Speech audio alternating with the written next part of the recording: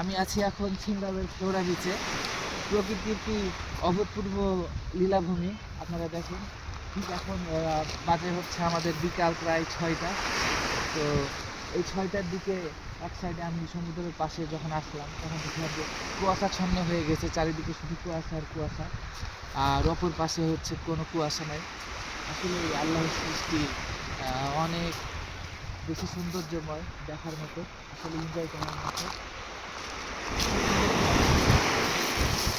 এখন যেদিকেই দেখেন ওইদিকেই কুয়াশা, কিছুই দেখা যায় না কুয়াশার কারণে।